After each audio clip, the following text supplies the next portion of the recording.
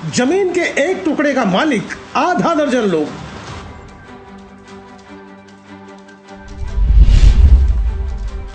ठगों के जाल में कई लोगों के करोड़ों रुपए डूब के कगार पर।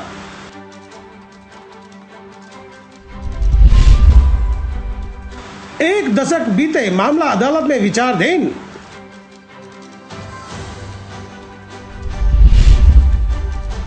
आखिर कौन है मास्टरमाइंड जिसने झटके 12 करोड़। मायानगरी मुंबई से सटे नवी मुंबई को 21वीं सदी के नाम से नवाजा गया है, जिसे सिडको ने बताया है। इस नवी मुंबई में कई ठगों ने जमीन के नाम पर फर्जी कागज के जरिए सैकड़ों लोगों को ठगी का शिकार बना दिए, जिसमें कई जाने भी गई है।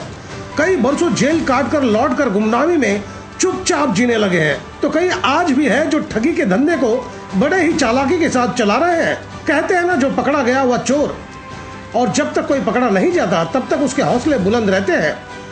पर पाप का घड़ा फूटता जरूर है। अब आप सोच रहे होंगे कि आखिर अब कौन नया तुर्रम खान पकड़ में आया है। तो जनाब, आपको बता दें कि नवी मुंबई सानपाड़ा का रहने वाला राजेश सिंह पर फर्जी जमीन बेचने के आरोप में नवी मुंबई नेरुल में एक FIR दर्ज किया गया है, जिसमें राजेश सिंह इंटरिम बेल ले चुके हैं। पर पीड़ित व्यक्ति, जिसका नाम है धर्म सिंह रणछोड़ रावरिया, ने 2 करोड़ 11 लाख रुपए जमीन के एवज में राजेश सिंह को चुकाए थे। तब राजेश सिंह ने 1 करोड़ 11 लाख रुपए का चेक विवाद खत्म करने के लिए चुकाए हैं, वह भी चेक के जरिए। लेकिन चेक बाउंस हो गया, जिसके बाद धर्म सिंह ने फिर अदालत का दरवाजा खटखटाया है। धर्म सिंह ने हमें वह जमीन का टुकड़ा भी दिखाए जिसे ठग बेचकर मुनाफा कमा रहे थे। इस जमीन के टुकड़े को देख लें, जिसका अब तक आधा दर्जन लोग अपने आप को मालिक बता रहे हैं। अब भी इस जमीन के मालिकाना हक को लेकर अदालत में लड़ाई चल रही है, जिसका फैसला आना बाकी है। पर राजेश सिंह की बात की जाए तो वो बहती गंगा में हाथ नहीं, गोता लगा चुके हैं। 1 दशक पहले ही वो करोड़ों की चपत इन्वेस्टर को लगा चुके हैं। हम कोई काल्पनिक बात नहीं कह रहे हैं। आप देख सकते हैं, यह 1 करोड़ से ज्यादा का बैंक का दिया गया चेक है। वही यह FIR की कॉपी है, जिसकी वजह से राजेश सिंह जेल की हवा खा सकते हैं। यह अलग बात है कि अगर वो अदालत के बाहर विवाद सुलझा लिए तो मामला ठंडे बस्ते में जा सकता है। खैर, हमें पीड़ित व्यक्ति ने क्या बताया, सुने। सर, सबसे पहले आपका परिचय जानना चाहेंगे। मेरा नाम है धर्म सिंह भाई रावरिया पटेल जी। मैं रहता हूँ नेरुल में जी। और ये जो प्लॉट है जी, जो आप अभी लोकेशन पे खड़े हैं जी, ये कुछ साल पहले मैंने ये प्लॉट लिया था 65,000 पर मीटर, 65,000 पर मीटर। ओके। यानी कि कुछ 25 करोड़ समथिंग होता है। जी। हमने 2 करोड़ 11 लाख रुपया टोकन दिया है जी। प्लॉट का। जी। MOU बनाया है। जी। लेकिन कितना साल हो गया, अभी तक ये प्लॉट का कुछ हमको लग नहीं रहा है कि वो क्लियर हो रहा है। तो मैंने भाई, जिसे हमने राजेश सिंह और शरद नाइक जी, और जो मालिक है प्लॉट का हीरा भाई मात्रे जी, उन्होंने संपर्क किया राजेश सिंह से, भाई आप प्लॉट अगर क्लियर नहीं करते हैं जी तो हमारा पैसा लौटा दो जी। तो उन्होंने मेरे को 1 करोड़ 11 लाख का चेक दिया जी। चेक बाउंस हो गया जी। चेक भी बाउंस हो गया। चेक बाउंस होने के बाद मैंने वापस उसको बोला, भाई आपका चेक रिटर्न हो गया है, तो मुझे अभी आगे क्या करना चाहिए, आप पैसा दे दो। फिर मैंने मेरे को 25-25 लाख रुपया करके चेक दिया कि भाई मैं 25-25 लाख करके आपको मैं पैसा लौटा दूंगा जी। फिर भी उसने कोई चेक पास नहीं किया। मैंने फिर उसको बोला ऑफिस में जाके, भाई अभी आपको क्या करना है, पैसा देना है या नहीं देना है। तो मैंने उसको बोला कि भाई, मेरे को बोलता है मैं पैसा देता हूँ, बार बार बोलता है आज देता हूँ, कल देता हूँ, आज देता हूँ, कल देता हूँ।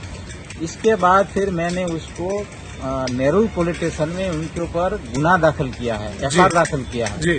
आज FIR दाखिल 2000। उसकी गिरफ्तारी हुई क्या? नहीं, उसकी गिरफ्तारी नहीं हुई है। एंटीसिपेटरी बेल ले लिया हो? बेल की चक्कर में पड़ा है, लेकिन बेल कोर्ट ने दिया नहीं है। अच्छा, कोर्ट ने बेल नहीं दिया? नहीं दिया। तो आपको लगता है कि इसको अब तक गिरफ्तार हो जाना चाहिए था? मेरे को लगता है कि वो गिरफ्तार होना चाहिए, क्योंकि ये राजेश सिंह ने, मुझे ऐसा लगता है, कई लोगों को ये प्लॉट में फंसाया है। अच्छा। ऐसा 2-4 आदमी दिख रहा है मेरे को कि ये मालूम पड़ा है कि और लोगों से भी पैसा लिया है प्लॉट में, पैसा लेके फंसाया लोगों को जी। तो सर, जैसे कि चेक बाउंस हो गया तो लोग ज्यादातर ऐसा करते हैं कि चेक बाउंस होने के बाद 138 मतलब 138 के केस में चले जाते हैं। तो इस तरह से कोई केस और अपने को किया या नहीं किया? हाँ, मैं किया है। जो वापस आया था उसका 138 थाना कोर्ट में केस दाखिल किया है जी। इसके बाद फिर नेहरू पुलिस स्टेशन में भी गुना दाखिल किया मैंने।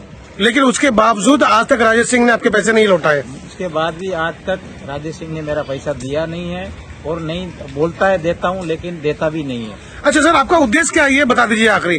जिस तरह से मेरा उद्देश्य यही है कि मेरा पैसा जो है वो मिलना चाहिए हाँ। और ये प्लॉट के अंदर कोई दूसरा फंसे नहीं जी।